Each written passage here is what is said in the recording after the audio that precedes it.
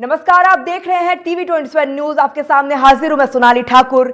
छत्तीसगढ़ में नक्सलवाद हमेशा से एक बड़ा मुद्दा रहा है। नक्सली को लेकर छत्तीसगढ़ में हमेशा से खत्म करने के लिए बड़ी बड़ी बातें कही जाती है बीजेपी की तरफ से, जिसका ताजा नमूना हमें लगातार नक्सलियों और जवानों के बीच मुठभेड़ के रूप में देखने को मिलता है। हाल ही में मुख्यमंत्री विष्णुदेव साय 2 दिवसीय बस्तर दौरे पर थे, जहां पर उन्होंने नक्सल उन्मूलन को लेकर बड़ी समीक्षा बैठक की, जिसमें गृह मंत्री विजय शर्मा भी शामिल थे, जिसमें बस्तर विकास और नक्सलवाद के उन्मूलन को लेकर कई आदेश भी जारी किए गए, जिसमें 31 मार्च 2026 तक नक्सलवाद को खत्म करने के लिए सरकार पूरी ताकत समर्पण करती हुई नजर आई। ये लक्ष्य लेकर चलने की बात कहती नजर आई। छत्तीसगढ़ में जवानों के मध्य नक्सली मुठभेड़ में आए दिन घटनाएं सामने आती नजर आती है। कुछ दिन पहले ही कोडागांव में नक्सली मुठभेड़ की घटना सामने आई थी। लगातार मुठभेड़ की घटना देखने को मिल भी रही है। वहीं कांग्रेस इस विषय पर तंज कस रही है। कांग्रेस पीसी चीफ दीपक बैज ने कहा है कि 2016 से सुनता आ रहा हूं, अभी 2024 आ गया है, अब 2026 तक नक्सली खत्म करने की बात कह रहे हैं। हम भी चाहते हैं कि बस्तर में शांति आना चाहिए, पर क्या गारंटी है कि नक्सलवाद बस्तर में खत्म हो जाएगा। वहीं डिप्टी सीएम अरुण साहब ने कहा है कि हमारी सरकार नक्सली उन्मूलन के लिए लगातार काम कर रही है। हमारी सरकार एक अच्छी पुनर्वास नीति भी लाई है, जहां नक्सली हथियार छोड़कर विकास की मुख्य धारा से जुड़े हैं। जो नक्सली विकास की मुख्य धारा से नहीं जुड़ेंगे तो जवान हथियार लेकर उनसे मुठभेड़ करेंगे। वहीं इसको लेकर गृह मंत्री विजय शर्मा ने कहा है कि सरकार गोली भी चलाना जानती है।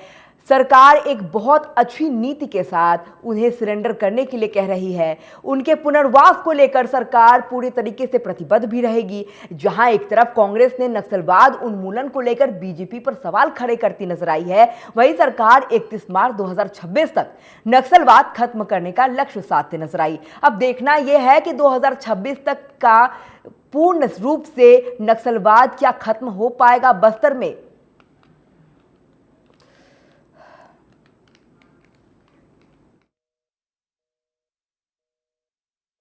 अब वो तो मैं 2016 से सुनते आ रहा हूँ।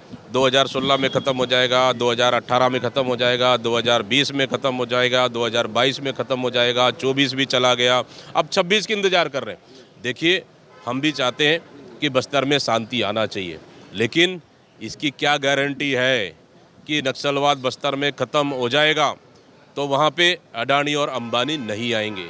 इसकी गारंटी है क्या सरकार के पास? भारतीय जनता पार्टी पर गारंटी है? अरे ये तो नक्सली कम वहाँ अडानी और अंबानी को बस्तर की माइंस को देने आ रहे हैं। देखिए, जब से राज्य में हमारी सरकार बनी है, हमने जनता से वायदा किया था कि बस्तर को नक्सल मुक्त करेंगे, और हमारी सरकार बनने के बाद नक्सल उन्मूलन के लिए सुनियोजित रूप से, व्यवस्थित रूप से अभियान चल रहा है।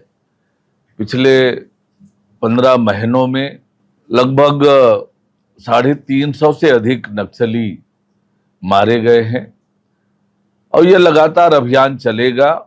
और जो हमारा संकल्प है, मार्च 2026 तक सशस्त्र नक्सलवाद को पूरी तरह से समाप्त करने का, उस दिशा में ठोस और मजबूत कदम उठा रहे हैं। जहां तक अभी जो ऑपरेशन चल रहा है, अभी ऑपरेशन जारी है। जैसे जैसे ऑपरेशन अंतिम चरण में पहुंचेगा, आपको विस्तृत जानकारी उसकी मिलेगी।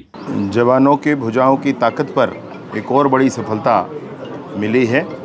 सुकमा जिले के केरलापाल थाना क्षेत्र के अंतर्गत सर्चिंग तो जारी ही था। सुबह की मुठभेड़ में 16 नक्सलियों के शव बरामद किए गए हैं। SLR, इंसास, AK-47 और कंट्रीमेड बहुत सारे हथियार भी उसमें शामिल हैं। 2 जवान हमारे उसमें घायल हुए हैं, परंतु वो खतरे से बाहर हैं और उनको जिला मुख्यालय ला करके आवश्यकता अनुरूप उच्च स्थानों पर, बड़े स्थानों पर इसके इलाज के लिए लाया जा रहा है। मैं सोचता हूँ कि विगत इस नए वर्ष में 85 दिनों में 133 नक्सली मारे गए। इस नए वर्ष में 2025 में 85 दिनों में 133 नक्सली मारे गए। कुल मिलाकर आप देखेंगे तो लगभग 27-2800 की संख्या में नक्सली या सरेंडर हुए हैं, गिरफ्तार हुए हैं या मारे गए हैं। सरकार एक गोली भी नहीं चलाना चाहती और एक बहुत अच्छे रिहेबिलिटेशन पॉलिसी के साथ सरकार की अपील है कि जो भी लोग इसमें हैं वो सरेंडर करें, अपना जीवन सुरक्षित करें और सरकार इसमें पूरी तरीके से, पूरी शिद्दत के साथ, पूरे लाइफ सेटल करने तक उनके साथ होगी, उसमें कोई संशय नहीं है।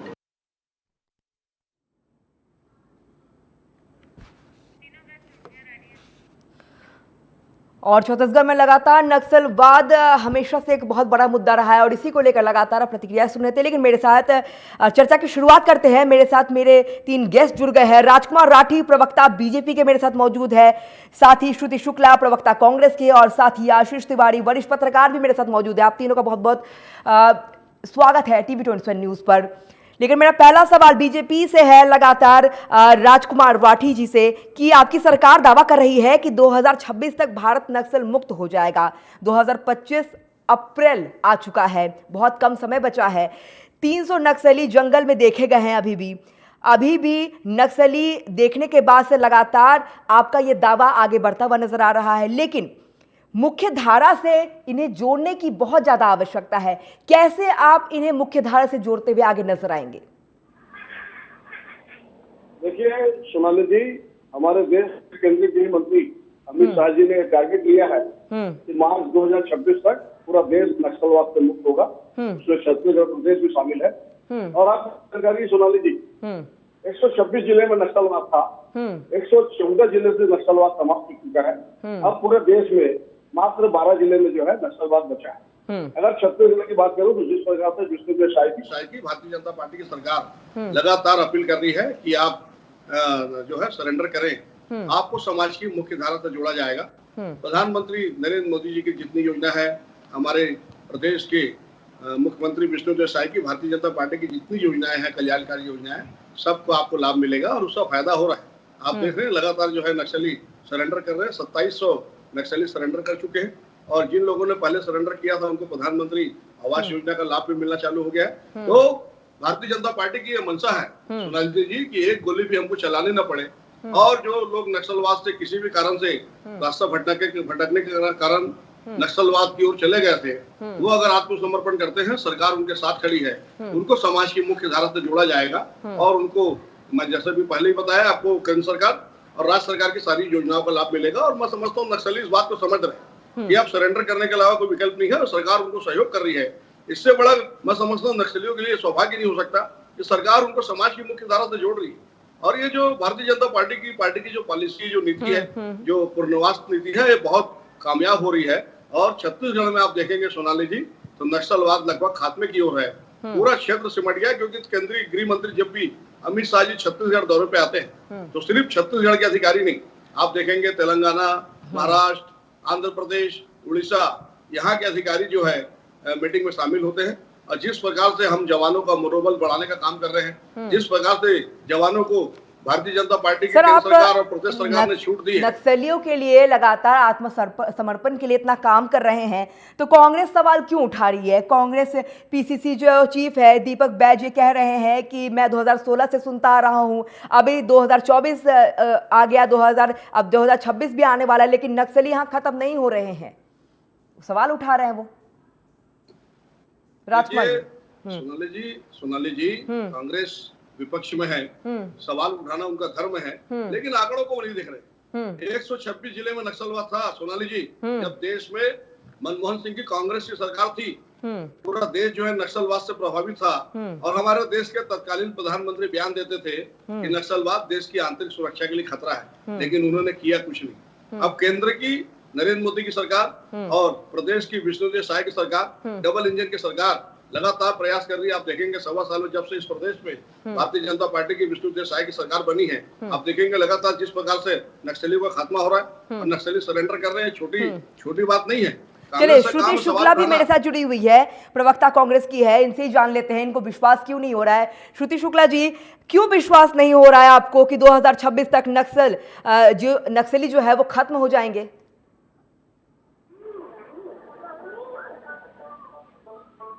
आवाज आ रही है? जी आवाज आ रही है, बताएं। सबसे पहले आप सभी को मेरा सादर जय जोहार। और देखिए एंकर महोदय, ये बात बोलने में जितनी आसान है ना, इस चीज को करके दिखाना उतना ही मुश्किल है। ठीक है, आज भारतीय जनता पार्टी की सरकार नक्सलवाद खात्मे की ओर बढ़ रही है, बधाई के पात्र है सरकार और जवान हमारे जो बधाई के पात्र हैं। लेकिन अभी भी जितने नक्सलियों को देखा गया है वहां पर, तो उस स्थिति में लगभग आप ये बोल रहे 2026 तक, तो पिछले मतलब एक साल के अंदर, आने वाले एक साल के अंदर आप कैसे पूरे नक्सलवाद को खत्म कर सकते हैं? आप धरातल पर आकर बात करिए, जमीनी स्तर पर। सिर्फ हवाई बातें करने से कुछ नहीं होगा, है ना। नक्सलियों को खत्म करना, ठीक है, नक्सलियों को खत्म करना है, बहुत अच्छी बात है, नक्सली खात्मे की ओर हम बढ़ रहे हैं, वो भी अच्छी बात है। लेकिन पूरी तरीके से नक्सलवाद का खात्मा, वो भी छत्तीसगढ़ से, वो भी सिर्फ एक साल के अंदर 2026 तक, ये कैसे संभव हो सकता है बताइए मुझे एंकर महोदय। सरकार, मैं सिर्फ विपक्ष इतना से कहना चाहती कि सरकार जमीनी स्तर पर रह करके बात करे। और एक बात माननीय दीपक बैद जी ने कहा था कि देखिए इनकी सरकार कहीं ना कहीं बस्तर में हमारे बहुत सारे खदाने हैं, बहुत सारे माइंस हैं, तो देखिए कहीं ना कहीं भारतीय जनता पार्टी की सरकार सब जानते हैं कि उद्योगपतियों को बढ़ाने का काम करती है। इसके पहले नगर स्टील प्लांट एनएमडीसी को भी निजीकरण करने की बात सामने आई थी, लेकिन लगातार जब विरोध किया गया तो फिर इनका स्टेटमेंट है कि ठीक है, नगर प्लांट को निजीकरण नहीं किया जाएगा। लेकिन श्रुति जी, हमें ये भी तो समझना होगा कि मुख्यमंत्री विष्णुदेव साय जो है अभी 2 दिवसीय बस्तर दौरे पर थे। हालांकि इस दौरान उन्होंने नक्सल उन्मूलन को लेकर लगातार बड़ी समीक्षा बैठक भी की थी, तमाम बातें भी निकलकर सामने आई थी। गृह मंत्री विजय शर्मा भी उनके साथ मौजूद थे। नक्सल खत्म करने के लिए लगातार मुहिम तमाम तरह की चलाई तो जा रही है, फिर भी संतुष्टि क्यों नहीं हो रहा है? विश्वास क्यों नहीं हो रहा है आपको? विश्वास तो करिए आप, सरकार तो बस यही कह रही है। जी, इस बात से कोई दो राय नहीं है। मैंने कहा ना कि नक्सलवाद खात्मे की ओर सरकार बढ़ रही है, हमारे जवान का उसमें भरपूर सहयोग है, उसमें कोई दो राय नहीं है। लेकिन आने वाले एक वर्षों में 2026 से 2025 चल रहा है, एक वर्ष भी नहीं है, तो आप कैसे इतने जल्दी नक्सलवाद को पूर्णतः खत्म कर देंगे? आप जनता की भावनाओं के साथ खेलने वाली बातें मत करिए, खासकर कि बस्तर की जनता।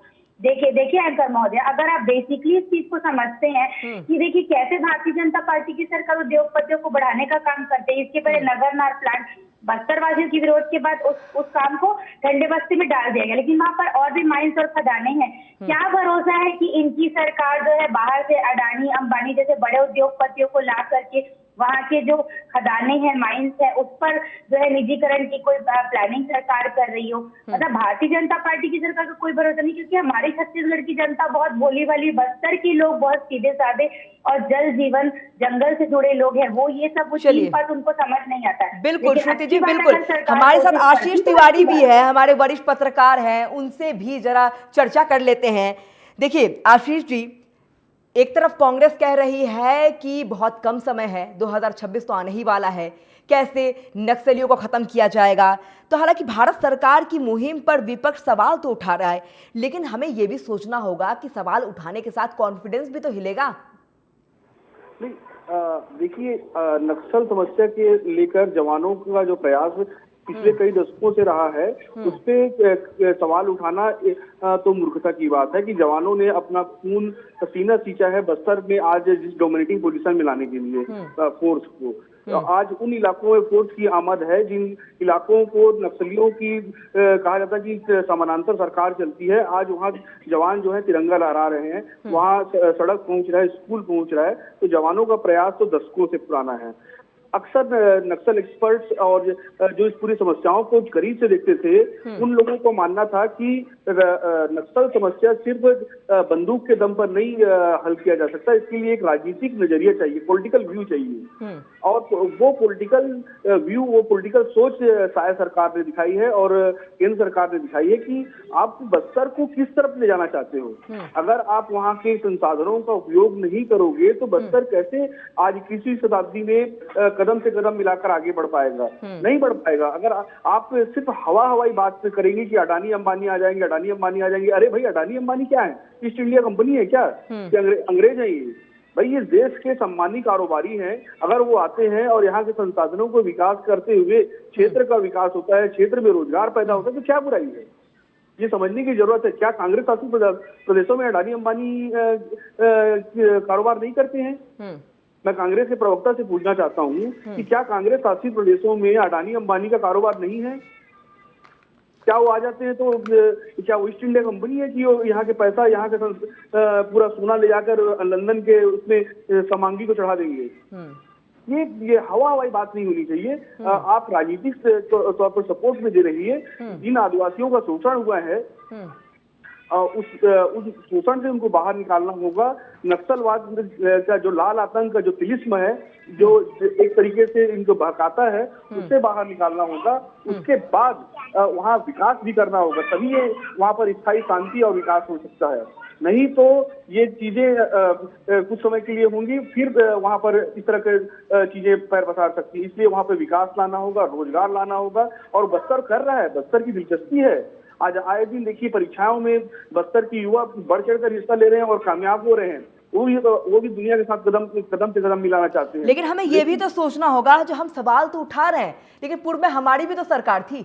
श्रुति जी, आपसे ही लगातार सवाल हो रहा है और आशीष जी भी पूछना चाह रहे हैं कि हवाई बातें क्यों कर रहे हैं आप।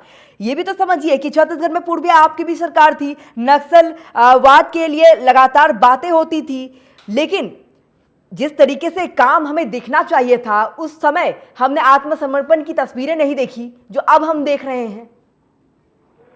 जी, मैं आपको बता देना चाहूंगी एंकर महोदय, बहुत बेहतरीन सवाल आपने पूछा और मुझे इसी सवाल का इंतजार भी था। मैं आपको बता देना चाहूंगी कि देखिए, जब छत्तीसगढ़ में कांग्रेस की सरकार थी उस समय बस्तर संभाग के लगभग 589 गांवों के 6.5 लाख ग्रामीणों को नक्सलियों के प्रभाव से मुक्त किया गया था। इसके बाद मैं आपको बताऊंगी ऐसे बस्तर के ऐसे अनेक जिले, ऐसे अनेक गाँव, जैसे कि सिर्फ सुकमा क्षेत्र के ही लगभग 121 गांव, और इसके बाद नारायणपुर, बस्तर और कांकेर के लगभग बीजापुर के 115 गांव, ऐसे कई गांव थे जिनको नक्सल मुक्त घोषित किया गया था। उस समय नक्सलवाद के प्रभाव से उसे मुक्त किया गया था। और मैं आपको एक बात और बताना चाहूंगी, लगभग बस्तर में जब कांग्रेस की सरकार थी तब उस समय इतना ज्यादा नक्सलवाद का आतंक था कि वहां पर मतलब ये नक्सली पुल पुलिया सड़क निर्माण नहीं होने देते थे, और जो निर्माणाधीन चीजें थी उन्हें तोड़ फोड़ दिया करते थे, सरकारी चीजों को नुकसान पहुंचाया करते थे। बस्तर की कई स्कूल जो है उस समय बंद थे। देखिए श्रुति जी, हमें ये समझना होगा कि छत्तीसगढ़ की लड़ाई जो है हमेशा से ही जल जंगल और जमीन पर अटकी हुई है। इस दौरान नक्सलियों की भी तमाम डिमांड है, लेकिन ये भी हमें समझना होगा कि 15 महीने में 350 नक्सल मारे गए। आपको खुशी नहीं हो रही है? ऑपरेशन लगातार चल रहा है, इससे आपको खुशी नहीं हो रही है? को सलाम है, मैंने आपको वही कहा, जवानों की शहादत को सलाम है, बहुत खुशी हो रही। लेकिन आपने पूछा कांग्रेस सरकार के समय क्या कदम उठाए गए, तो मैं आपको बता दें कि सरकार कोई भी हो, किसी पार्टी की हो, वो निश्चित ही जब सत्ता में रहती है तो अपने प्रदेश के हितैषी कार्यों को वो किया करती है, तो इसमें कोई दो राय नहीं है। मैं आपको वही बताना चाहती हूँ कि शिक्षा के क्षेत्र में भी उस समय नक्सलवाद इतना बस्तर में हावी था कि उस समय शिक्षा तक वहां पर प्रभावित हो गई थी। दर्जन भर स्कूल वहां पर बंद थे, लेकिन उस कांग्रेस की सरकार तो अनेकों स्कूल खोले गए, अनेकों कार्य वहां पर सड़क पुल पुलिया निर्माण के करे गए। और देखिए अनेकों मतलब कि सरकार की जो विकास की जो धाराएं थी उसे जोड़ने के लिए बस्तर को बहुत ज्यादा प्रयास किया, लेकिन उस समय समस्या क्या थी आप इस चीज को समझिए। उस समय डबल इंजन की सरकार नहीं थी, राज्य में कांग्रेस की सरकार थी, केंद्र में भारतीय जनता पार्टी की सरकार थी। उस समय डबल इंजन की सरकार अगर होती तो शायद तस्वीर कुछ और होती। उस समय केंद्र की सरकार राज्य की कांग्रेस सरकार को उतना सहयोग नहीं दे पाती थी। हमेशा राज्य की सरकार केंद्र की सरकार को सुविधा मुहैया कराने की मांग करती थी कि आप हमें भी कुछ साधन। चलिए राजकुमार जी जवाब देना चाहते हैं, मुझे जवाब लेना होगा। श्रुति शुक्ला जी, राजकुमार राठी जी जवाब। ये हमारा नसीब है कि ऐसा विपक्ष हमको मिला है। आपको जानकारी है कांग्रेस राम के अस्तित्व पर सवाल उठाती थी, राम सेतु के अस्तित्व पर सवाल उठाती थी। हमारे जवान जब सर्जिकल स्ट्राइक करते थे तो सर्जिकल स्ट्राइक का सबूत मांगते थे। ऐसा विपक्ष हमको मिला है। ये तो बोलते थे सोनाली जी कि देश से धारा 370 समाप्त करना संभव नहीं है, असंभव है। ये कांग्रेस कहती थी। देश के प्रधानमंत्री नरेंद्र मोदी जी ने धारा 370 समाप्त करे और कश्मीर को, जो हमारा मुकुट है देश का, उसको जो है अखंड भारत में शामिल करने का काम किया। कांग्रेस हमेशा इसको असंभव काम बताती थी। कांग्रेस 3 तलाक को समाप्त करना असंभव काम बताती थी। कांग्रेस 500 साल का जो हमारा इंतजार था राम मंदिर का निर्माण, उसके लिए 70 वकील को लगाई थी कि राम मंदिर का निर्माण होगा जाए। तो ये विपक्ष ऐसा हमारे को मिला, ये हमारा नसीब ऐसा है। लेकिन जो भारतीय जनता पार्टी है वो चुनौती के रूप में स्वीकार की है सोनाली जी कि 2026 मार्च तक जो है देश से पूरा नक्सलवाद मुक्त होगा। छत्तीसगढ़ प्रदेश उसमें शामिल है और आप देख रहे हैं जिस प्रकार से सफलता मिल रही है, तो अब मैंने समझता कि मंजिल कहीं ज्यादा दूर है। मार्च 2026 का टारगेट जरूर है सोनाली जी, लेकिन मैं आपको आश्वस्त करना चाहूंगा मार्च 2026 से पहले छत्तीसगढ़ प्रदेश नक्सलवाद से मुक्त होगा। और कांग्रेस तो वैसे भी जो है कभी भी सहयोग की जो विपक्ष जो इनको जनादेश मिला है सोनाली जी, वो सकारात्मक विपक्ष का मिला है, लेकिन ये लोग सकारात्मक विपक्ष की भूमिका का निर्वहन नहीं कर रहे हैं, लगातार नकारात्मक राजनीति करते हैं। आप देख रहे हैं राहुल गांधी जी अभी विदेश दौरे पर हैं और जिस प्रकार से जाकर विदेशों में भारत की बुराई करते हैं। देश का नेता प्रतिपक्ष विदेश में जाता है और देश की बुराई करता है। देश भी बोलते हैं वो कि लोकतंत्र का गला घोटा जा रहा है। मैं पूछना चाहूंगा साथी प्रवक्ता से, जब 1975 में इंदिरा जी ने इमरजेंसी लगाई थी तो लोकतंत्र का गला किसने घोटा था? संसद में जो हमारे साधु प्रदर्शन कर रहे थे देश के, उनके ऊपर गोली किसने चलवाई थी? मैं समझता हूँ लोकतंत्र की हत्या करने का काम अगर इस देश में किसी ने किया है तो कांग्रेस ने किया है। चलिए, हमारे साथ आशीष जी भी है, हमें उनसे भी राय मशवरा लेना होगा। आशीष जी, जिस तरीके से केंद्र में कई ऐसी योजनाएं हैं जैसे आवासीय योजना, और इस दौरान लगातार जो नक्सली है वो जब हमला करते हैं तो उनका टारगेट कौन होता है? जवान होते हैं। जब जवान निकलते हैं तो लगातार वो टारगेट करते नजर आते हैं। तो नक्सलवाद को खत्म करना एक बहुत बड़ा टास्क होगा कहीं ना कहीं। 2026 का समय भी बहुत कम है। कई हजार जवान जो है इस काम में लगे हुए हैं। अभी आंकड़ा सामने आया था, कई हजार जवान इस काम में कर रहे हैं। तो क्या लगता है, थोड़ा मुश्किल तो है, थोड़ा टफ सिचुएशन तो है कहीं ना कहीं बीजेपी के लिए? देखिए, चुनौती है क्योंकि पिछले 5-6 दशक से नक्सलवाद जो है उसका नासूर जो है देश पे बना हुआ है, उससे निपटना एक चुनौती तो है, लेकिन एक टारगेट जो फिक्स किया गया है, पहली बार ऐसा हुआ है कि इस डेट तक हम नक्सलवाद को लगभग खत्म कर देंगे। ये एक बहुत बड़ी बात है, एक डेडलाइन तय की गई है। आशीष जी, मुझे वो समय भी याद आ रहा है जब बीजेपी की जब सरकार लगातार है और हम तमाम चीजें देखते हैं, लेकिन जमीनी स्तर पर कई बार हम चीजों को खोखले होते हुए भी हमने देखा है। हालांकि इस दौरान जब चुनाव के समय हमने देखा सुकमा जैसे जगहों पर बैलेट पेपर बुलेट में लगातार हावी होता हुआ नजर आता है, हमने वो तस्वीरें भी देखी। तो मुश्किल भरा तो है कहीं ना कहीं चुनौती ये भी। देखिए, आपने बहुत अच्छा उदाहरण दिया बैलेट और बुलेट का। बुलेट को कभी बस्तर का आम आदिवासी स्वीकार नहीं करता, वो हमेशा लोकतंत्र के साथ खड़ा रहता है, बैलेट के साथ खड़े रहता है और वो अपनी जान को दांव में लगाकर चुनाव में शामिल होता है। इससे ये साबित होता है कि बस्तर जो है शांति चाहता है, बस्तर का आम आदिवासी शांति प्रिय है, विकास उन्मुखी है। लेकिन अगर आप उसे सिर्फ उनके सिर पर सिंह रखवा कर राजधानी रायपुर में आदिवासी सम्मेलन करवा के नचवाते रहोगे और उन्हें आदिम जाति आदिम सभ्यता में ही जीने के लिए मजबूर करते रहोगे, तो कहीं ना कहीं वो अपने आश्रय के लिए किसी न किसी शक्ति के पास जाएंगे। तो माओवाद उसी का फायदा उठाते रहे हैं। अभी जिस तरह से एक तरफ फोर्स डोमिनेट कर रहा है बस्तर में, दूसरी तरफ विकास कार्य भी उसी तेजी से चल रहे हैं। सड़कों का जाल बिछाया जा रहा है। आज रेलवे लाइन लगभग अंतागढ़ को पार करके कोंडा और नारायणपुर के आसपास पहुंच चुका है। अबूझमाड़ को दस्तक दे रहा है रेलवे लाइन। विशाखापट्टनम और हैदराबाद और रायपुर के त्रिकोण में जगदलपुर बस्तर का पूरा इलाका समा रहा है। तो इससे समझा जा सकता है कि रोड और इनका सबका जाल बिछ रहा है। आने वाला 20 साल जो है बस्तर का जो इलाका है वो छत्तीसगढ़ और आंध्र प्रदेश के बीच सबसे डेवलप इलाका होगा। ऐसा माना जा रहा है कि सबसे डेवलप इलाका और जगदलपुर सिटी हो सकता है। तो लगातार करते हैं, लेकिन समय की कमी है मेरे पास और मुझे श्रुति जी से एक लास्ट कमेंट भी लेना है। श्रुति जी, छोटा सा लास्ट कमेंट। जी, देखिए एंकर महोदय, ये राठी जी ने एक बात कही थी कि राहुल गांधी जी विदेश दौरे पर है और जाकर के देश की बुराई करते हैं। तो मैं इनको बता देना चाहती हूँ, इनका ज्ञान जो है ये शायद पर्याप्त मात्रा में इनकी जानकारी नहीं। कि राहुल गांधी जी तो सबसे पहली बात विदेश से जैसे उनको पता चला कि यहाँ पर आतंकी हमला हुआ था कश्मीर में, तो वो विदेश से तो वापस आ चुके और कश्मीर में है। दूसरी बात, लोकतंत्र की हत्या करने की बात इन्होंने की। तो लोकतंत्र की हत्या तो भारतीय जनता पार्टी कर ही रही है, क्योंकि एक समय ऐसा था जब चुनाव के समय ये लोग संविधान बदलने की बात करते थे। इसके बाद आपने कई जगह देखा होगा कि कई जगह राज्य में अगर इनकी पार्टी की सरकार नहीं बदली तो ये विपक्षी पार्टी के विधायकों को डरा धमका कर ईडीआईटी के माध्यम से कभी इन्हें प्रलोभन देकर कि वहां की सरकारों को गिराने का प्रयास करे। तो इस प्रकार से जो है दोगली राजनीति भारतीय जनता पार्टी करते आई है। और रही बात नक्सलवाद को लेकर के, मैं अपना आखिरी कमेंट यही दूंगी कि निश्चित ही हमारे जो वीर जवान हैं ये तारीफे काबिल हैं और हमारी शुभकामनाएं उनके साथ हैं। चलिए राजकुमार जी, लास्ट कमेंट छोटा सा। देखिए सोनाली जी, विकास वहां पहुंचता है जहां सड़कें पहुंचती है, विकास वहां पहुंचता है जहां रेलवे ट्रैक पहुंचती है। और भारतीय जनता पार्टी जिस प्रकार से आप देख रहे हैं, जो क्या मैं बस्तर की बात करूं, क्या सरगुजा की बात करूं, जिस प्रकार सड़कों का जाल बिछ रहा है, जिस प्रकार से रेलवे ट्रैक बिछ रहा है, तो मैं समझता हूं विकास जो है अब समाज के अंतिम पंक्ति के अंतिम व्यक्ति तक पहुंचेगा। और यही भारतीय जनता पार्टी की रीति है कि समाज के अंतिम पायदान के खड़े हुए व्यक्ति को शासन की सुविधा मिले।